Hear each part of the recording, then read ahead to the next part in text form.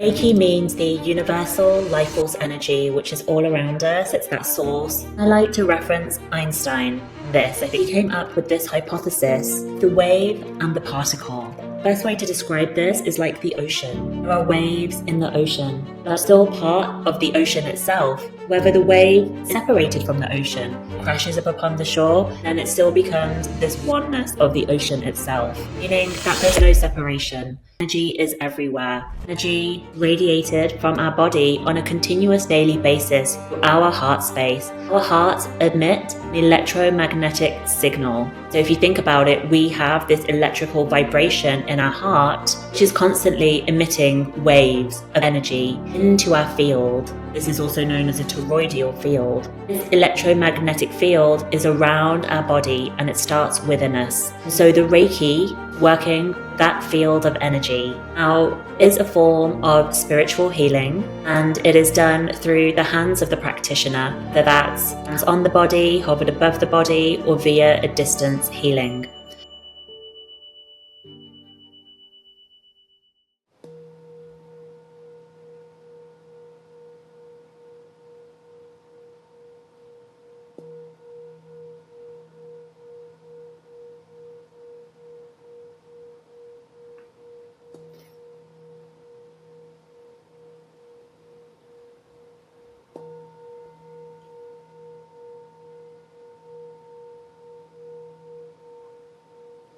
Welcome back to the Sageful Living Podcast. I'm Susan the Sage, and today we are joined by Manesha Sian. Hello, Manesha. Hi, Susan. Thank you for having me here today.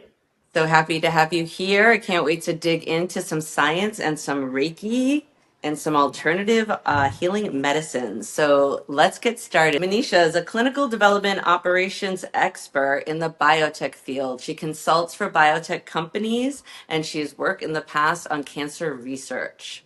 She is also a Reiki Master, and she is certified in the healing alternative and integrative arts. She brings her practices into corporations for corporate wellness and helping people to manage their stress. And she also has a portfolio of private clients.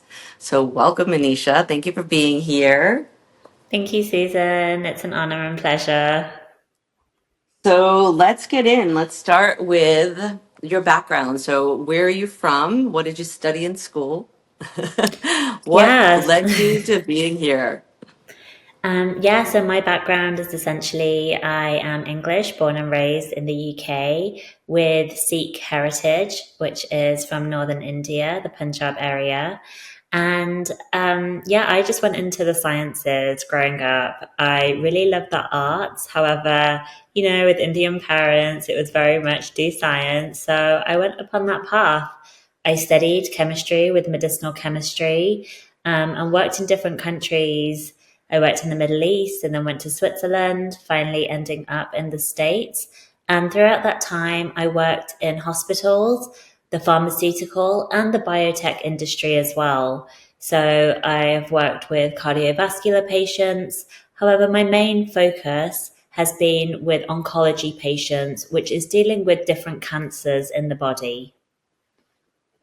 That's incredible. Tell us a little bit more about that in your science background. What are some things that you found that we should share with the world that maybe they don't know because they're not in the clinical research world?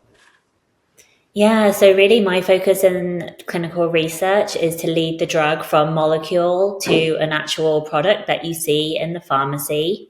And doing these clinical research studies, they have different phases. So you have a first in human, phase 1, all the way up to phase 4.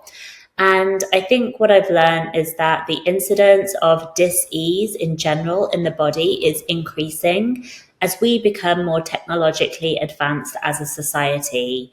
And so something's not quite adding up there, right? Even in these research studies we're doing to help patients and bring forth cutting medications around the world, something isn't quite adding up. And I think that the missing piece in society in general is not just the information that we're programming ourselves with, the chemicals that we're putting onto our body that are going directly into our bloodstream and then leaking into our biological organs, it's also our emotional state and how we are dealing with what's going on in our internal garden, in our inner terrain.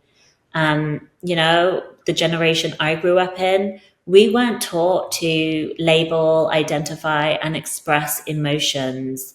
And for me, that has been a big disconnect between, what the cutting edge science is doing and then people living their everyday lives and encountering disease and illness.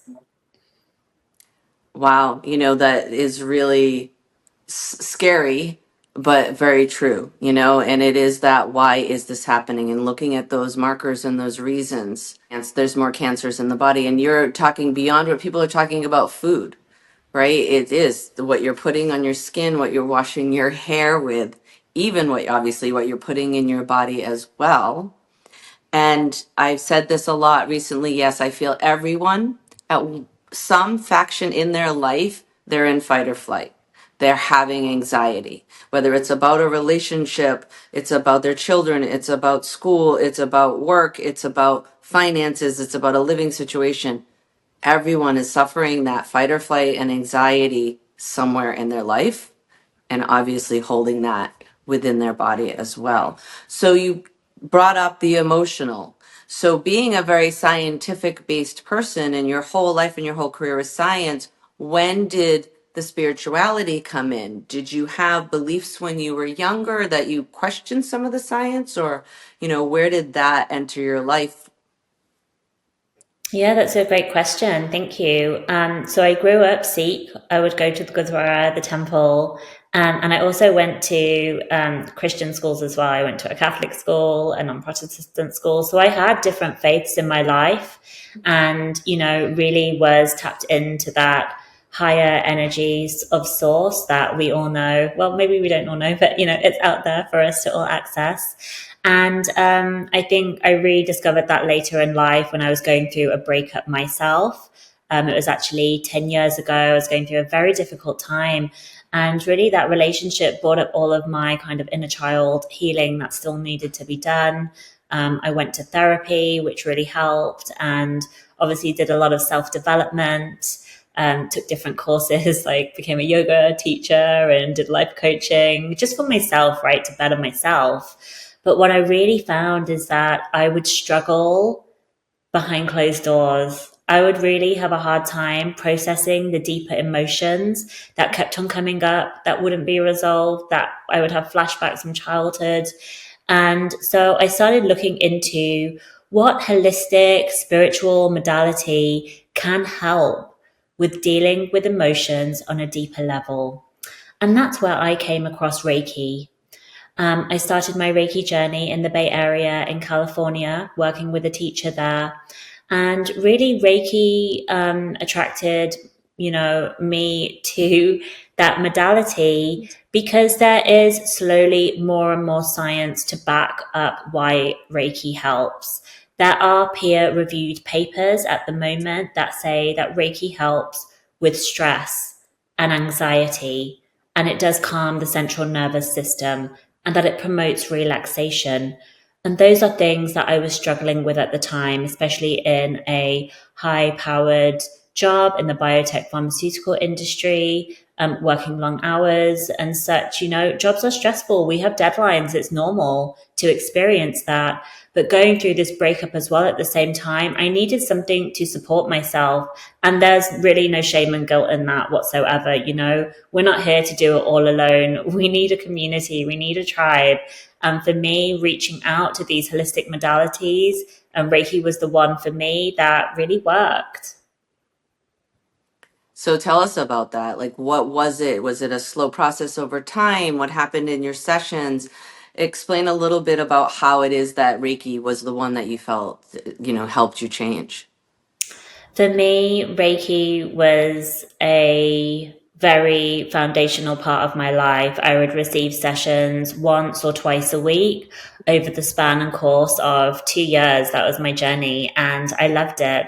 I felt as though my body could relax in ways that I hadn't felt before, and I felt safe enough for these unearthed emotions to come up that I didn't even know were within me, and that they were buried very deep from different traumas and different experiences, which obviously start in childhood, right? We know that the child's foundation is very important from the pivotal years, from when they're born up until around 8 years old. This really shapes their whole future. It shapes their nervous system, and it's really about rewiring that nervous system and the neuro pathways which signal to our brain whether we are in fight or flight mode.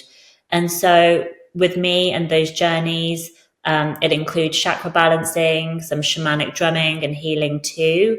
And, the main thing is the conduit was Reiki. And I felt relaxed. I was able to recollect some childhood experiences that had contributed to this sticky situation I was in with this breakup. And it was challenging, but I think I had to, head on confront what I had buried deep within and chosen not to, address sooner, because I couldn't, because I wasn't safe in my body. I wasn't in my body. I was dissociating a lot through various different ways. And I think that's quite common in our society, And so, yeah, I did it on a regular basis, and it helped me. And at that point, the practitioner said, she was like, "You're ready. Part of your path is to teach this to other people and to, deliver this and help other people that have been through what you've been through." That's amazing. There's so many touch points. And one thing I want to go back to that you said was the things from the childhood and the nervous system. And I just want to say to people, you might not even realize when you were a child, your parents fought and they slammed the door. And every time that door slammed and you were 3 years old, it put you in fear. And now here you are 30 years old, and you have no idea that when that door slams in your life now, you still trigger something in the body. It's not the same reaction that you had as a kid, but your body's holding on to that trauma, and your body remembers, and can affect you in your day to day. So I know that might be a little deep, but when you were talking about the childhood memories and the unprocessed emotions and the triggers of the nervous system, I just wanted to give a little example of how that is. Think of someone with an even bigger trauma, that happened in childhood. So amazing. So now let's get into Reiki. So now we found out how you found Reiki, your career, a breakup, overstressed at work, the compounding factors of those things together. You knew you couldn't do this on your own. You knew there was another way. It wasn't Western medicine. It wasn't antidepressants. You knew there was a holistic way that you could be healed, and you knew it was tied to your emotions. I love that you pointed out that you weren't given the skills to identify emotions. That is really big in a lot of people. I'm a Pisces, so I feel a lot. I've always been in touch with my emotions, and I've been very emotional, and my light just wants to keep going on and off. But a lot of people don't know those things. They don't know how to identify the difference between anger and fear, or happiness and or love and lust. So thank you for bringing that up. So you went through all of this. Reiki really was a modality that healed you. So I want to get now into what is Reiki, where did it come from, and then the different levels, because I know there's Reiki 1, Reiki 2, Reiki 3, and then being a Reiki master, and then someone who can teach Reiki. And then we'll get into Reiki of this is a self-healing tool. You don't have to, in the end, have a healer to go to. This is something you can do on yourself, for yourself, to everything in your life. So let's dig in. Tell us about Reiki. So, Reiki means the universal life force energy, which is all around us. It's that source, the air that we breathe. And the primary discipline of Reiki that we may have heard of originates from Japan. And it was by a medical doctor, Dr. Usui, who brought this through his lineage into the West. Now, it is a form of spiritual healing, and it is done through the hands of the practitioner, whether that's hands on the body, hovered above the body, or via a distance healing. Some people may ask, how does Reiki actually work in the body? How can this energy be transmitted? And I like to reference Einstein on this. I think we've all heard of Albert Einstein. And he was actually the founder of quantum physics. And he came up with this hypothesis of the wave and the particle. And so the best way to describe this is like the ocean. There are waves in the ocean that are still part of the ocean itself. However, the wave, it's separated from the ocean. It crashes up upon the shore, and then it still becomes this oneness of the ocean itself, meaning that there's no separation and that energy is everywhere. Energy is radiated from our body on a continuous daily basis through our heart space. Our hearts emit an electromagnetic signal. And so if you think about it, we have this electrical vibration in our heart, which is constantly emitting waves of energy into our field. And this is also known as a toroidal field. This electromagnetic field is around our body and it starts within us. And so the Reiki is working with that field of energy. So I hope that kind of explains, Susan. Yeah, it's interesting. It's like I think the big word here is energy, and you have to believe in energy and that there is energy everywhere around us. Everything you're touching has energy and is energy. So it is a movement of energy. So Reiki is for the stagnant energy. Okay, so tell us a bit about it. Comes from Japan.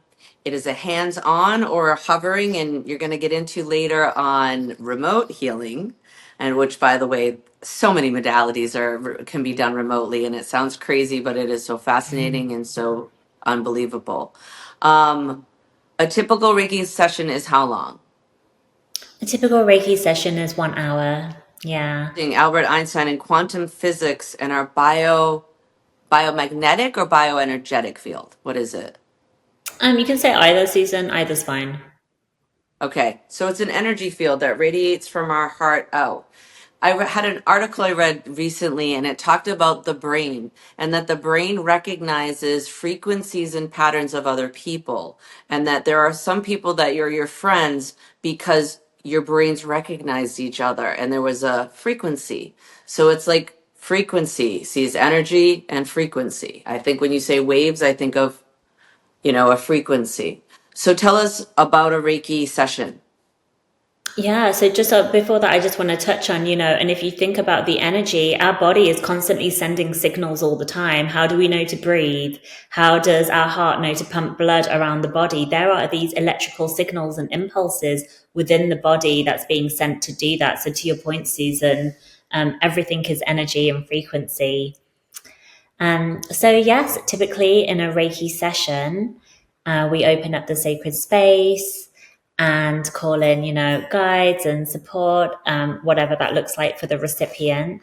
And then I like to include chakra balancing in mine because I feel that it's important to ground the body in so it can feel safe to then release what it needs to remove any stagnant energies that may be lingering in organs and cells. So I start at the feet and work my way up the body to the crown and then come back down again for that, that circuit to occur within the body and the energy to be flowing freely. Now, how I know where to go in the body is based on meridians, as well as chakras, which is a Sanskrit word for discs. Now, these energy centers in the body are very well known in Eastern medicine. And for the chakras, we all have 7 within. And these 7 correlate to different organs. So, it can be your kidneys, your liver, your lungs. Obviously, the heart space is the big one, the throat, the thyroid, etc.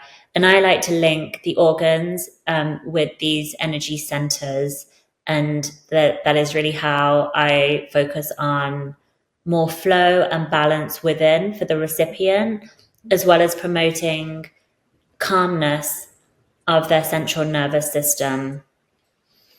I think that's the big key right there, is the calmness of the central nervous system. And thank you for mentioning energy centers, chakras, organs, because I think that's important, because people out there that don't do this work, or they're new to this work, they see the chakras and Sanskrit as woo, as too spiritual. So I love that we can tie them. You can do them as a numbered energy centers up your body, or you can tie them to your organs, or you can tie them to my root. It's my seat, right? That's where I'm grounding down. That's how I'm stable. Or it's my feet and how I'm rooted into the ground.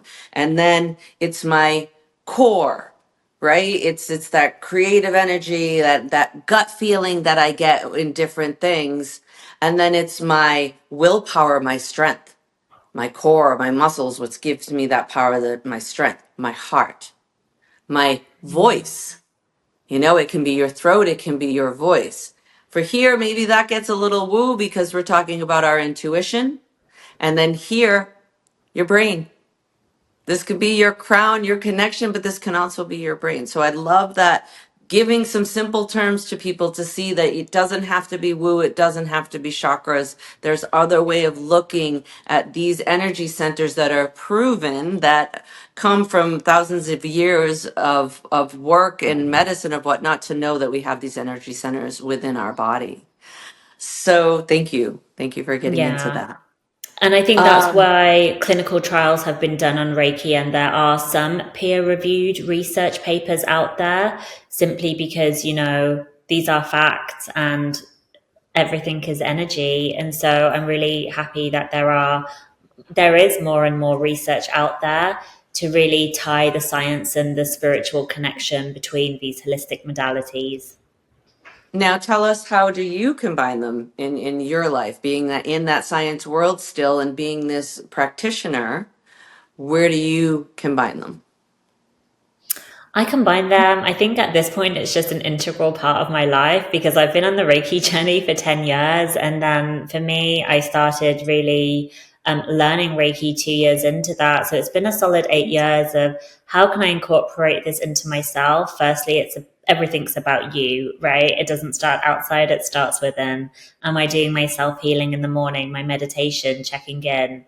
You can Reiki your food, you can Reiki your water, your space, your laptop, your room. The list is really endless there. And And I what does that mean? Because so when we're doing a Reiki, having a Reiki session, we're helping to move energy within. What does that mean when you're Reikiing your food or your water? Explain that a little bit. So there is a doctor from Japan, also Dr. Emoto, and he did studies on water.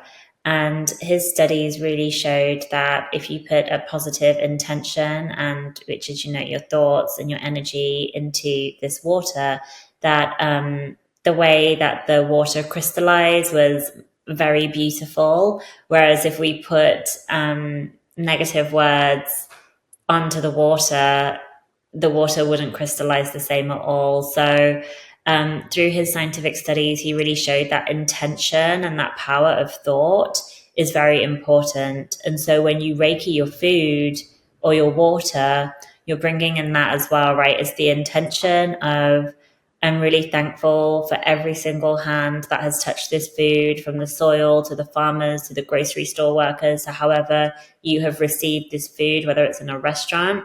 I'm so grateful to all those people. They are blessed. This food is blessed. And when I take this into my body, may I too be blessed. And so the Reiki really, it just kind of encapsulates that all together. And I think everybody can add that into their day to day, of even saying things like that in their head. Look at their plate, bless the plate. I bless this food and have gratitude for all the hands that brought it to me. That's Yeah. beautiful. And And Dr. Wayne Dyer as well, he talked about the power of intention. And there's a lot of leaders out there, as you're familiar with, Susan, that talk about intention, right? And I think it's just really key in living a fulfilling life. Yeah, Michelle, meditation, appreciation, uh, connection, and intention. That's how she lives by her day to day.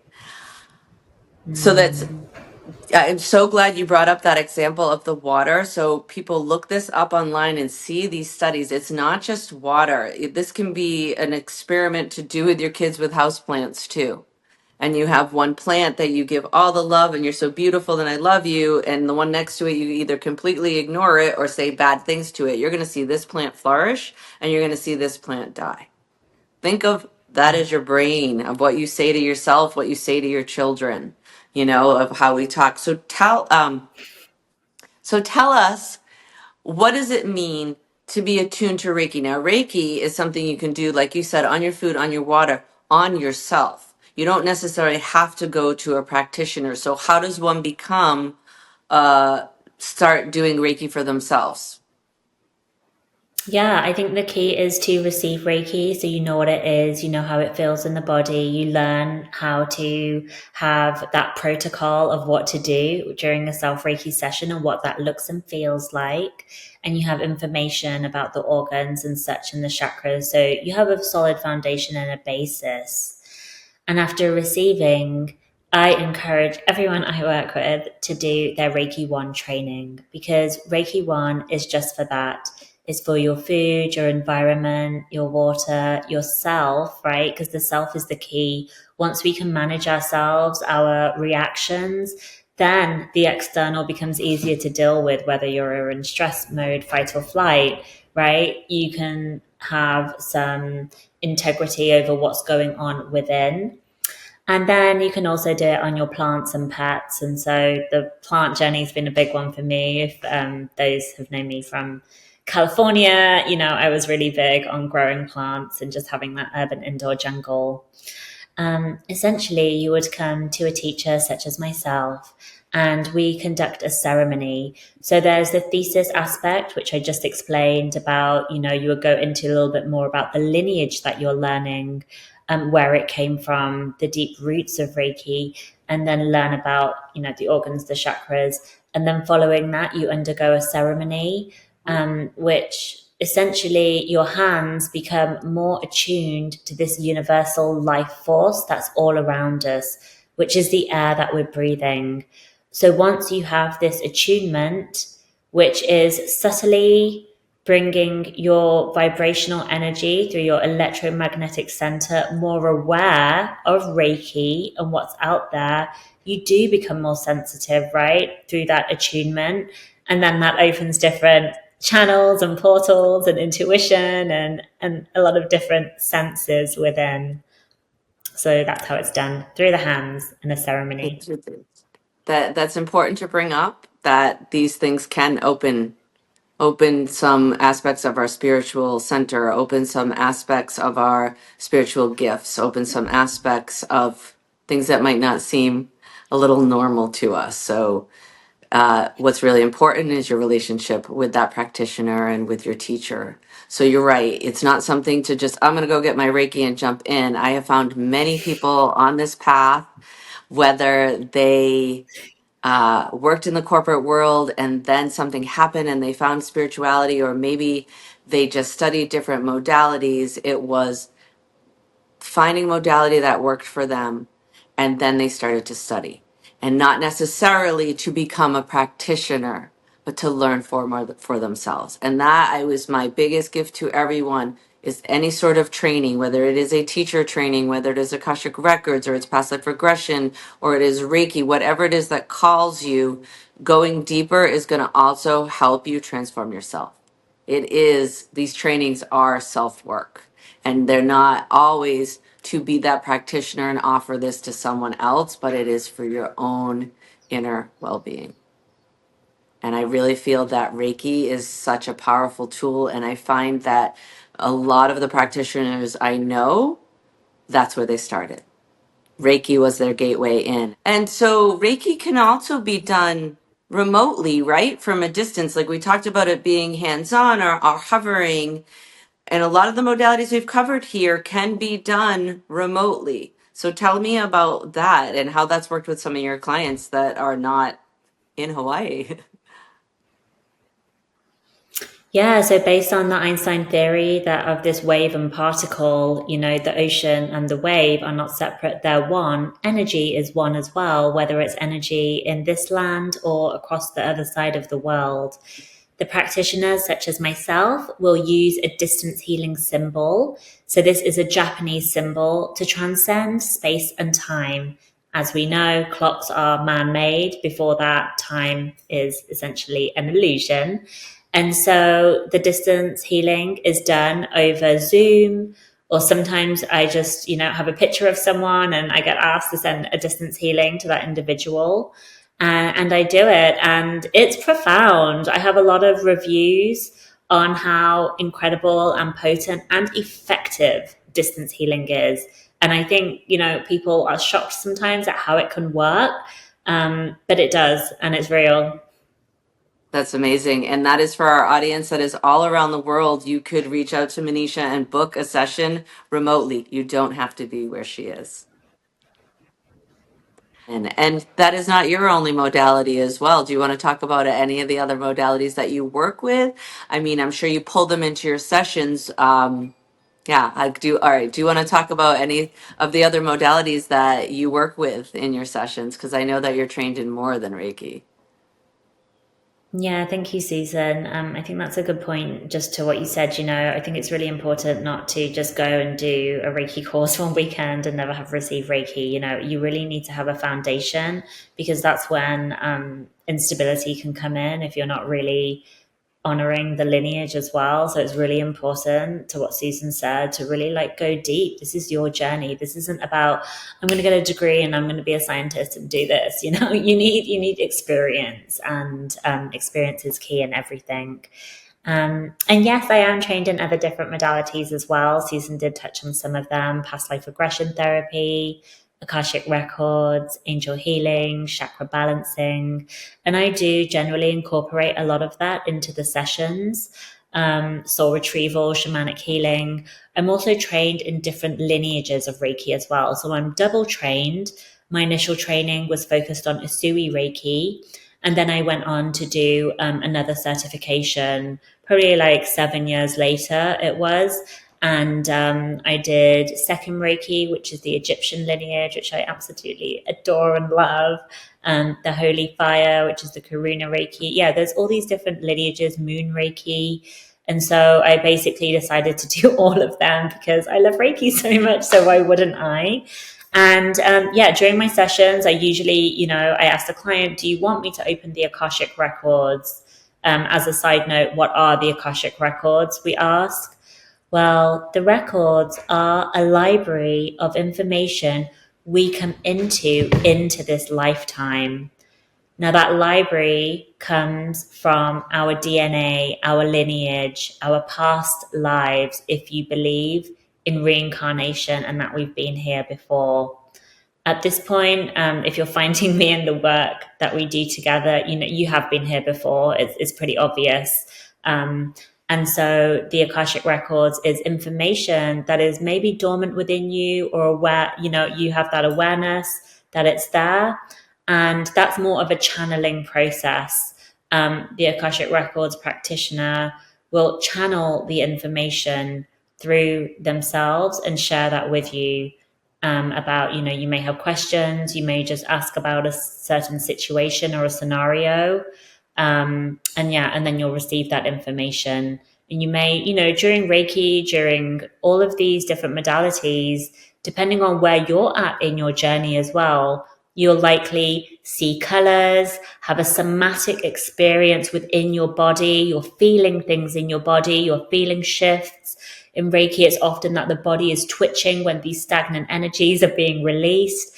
Maybe you're even having visions of the future, of the past. Maybe you're hearing words. These are all the different senses that, you are opening yourself up to, and you may already be open to. Another one is the past life regression therapy. And that's really beautiful if you are having a repetitive issue in this lifetime and that you've already tried different therapies for. However, it's left to not being fully resolved. And so I've had clients come to me and they've had years of therapy, same issue, something, a pattern needs to shift or change, and they can't get to the bottom of it. And they just have this inkling, this intuition, this gut feeling that Susan mentioned earlier that we all have, and we need to trust that it's more than that, that it's more than just what we came into this lifetime with. And so I feel that these modalities work together really well with Reiki. But again, I am a very experienced practitioner. And so it's when to bring these in and what kind of journey the client wants to go on as well. Yeah, I think that's really, really key. It's all about Yeah. you, right? And what you come with, your intention, what you want to achieve from these sessions, and what that looks like. And I think that is amazing. And I think that that's a good thing for our listeners to know. Your practitioner may say Reiki, but there is so much behind that, and other trainings and other experiences or other ceremonies or other spiritual work that they've done that they are bringing into your session, and you think it's just Reiki and it could be more. And most of the healers that I know, yeah, it's like because we have a thirst for to understanding and a thirst for knowledge, and it's like we love this world, so why would we not just continue to learn and grow and understand more? I think for us as the healers out there, it's that understanding of the other world a little bit more and helping people to reach that. So I love that you said yes, it's that be open, and those messages will come through when you're more open and you're more awake. So we are here to be awakened when you're more aligned. So here at the Sage for Living podcast, I love to ask my guests, how do you live your life aligned? Please tell us about your daily practices. My daily practices include aligning with the circadian rhythm, waking up with the sunlight, delving into, a very mini meditation with the sun shining on me.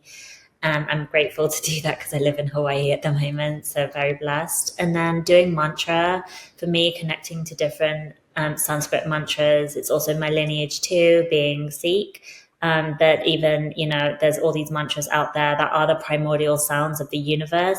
I really feel for me that anchors in my day, setting clear intentions, journaling, hydrating, eating healthy foods, raw foods, especially because they're life, right? Fruits and vegetables, doing Reiki as a practice every day. And, if I don't have time, it's even in the shower. You can do Reiki in the shower, like it's just so easy to like incorporate these little things. I have my crystals, I have my cards. I have my community to connect with as well, whether they're in South Florida, like Susan, or in England. I think community and connection is very important as well to live aligned and really doing what brings you joy, what's going to ground you, what's going to make you happy. Taking time to rest is so important in this day and age. We're so used to that hamster wheel and the grind and that everything has to be difficult and we have to try so hard. But, sit back and allow and relax and allow what's for you to come to you. I think these are really some of my practices that I'm trying to just do on a daily basis. I think a clean environment is very important as well. Like, obviously, we all have our little nuances, but your environment is a reflection and an extension of your consciousness. And so, some people might be OCD, but maybe it's good because they have a very, well thought out environment, and that adds, and it affects your inner state. I also been an advocate for many years, as you know, Susan, for eating the right foods, organic foods, not putting in toxins into the body. Toxins also come from toothpaste. Everything that you're putting into your body goes into your bloodstream, right, and affects your organs. So it's really being mindful of these products out there, what we're using and how that's going to influence our body. And detoxes are important too. Juices, smoothies, liver detoxes. I think in this day and age, our food system has been slowly on the decline. We're not getting as many nutrients in our body from our regular food source. If we eat an apple now compared to 50 years ago, we didn't have all these pesticides and things. Even organic still contains some level of chemicals. And so it's important to use supplements too, to really keep you healthy. And so I'll stop there. But those are some of the things. Well, no, I love that you went there because I'm listening to you saying this is someone who studies science. This is someone who has done cancer research. Like she knows what she's talking about. Like we hear this and people don't listen and it's truth. So thank you. Thank you for sharing all of that. Thank you for being here today, Manisha. Thank you for sharing your gifts with the world. Thank you for staying in science and knowing that you can make a difference in cancer research. Thank you for sharing Reiki. Her website is in our show notes. She is the Reiki Queen on Instagram. Mention the Sageful Living podcast and she will hook you up with a discount. She also does do some Akashic Records reading too. So if that's something we touched upon that interests you, she has read my records many times, and that's another modality we will get into another time. But thank you for bringing Reiki to the world, to your clients, and your energy. I'm going to play us out with the sound bowl.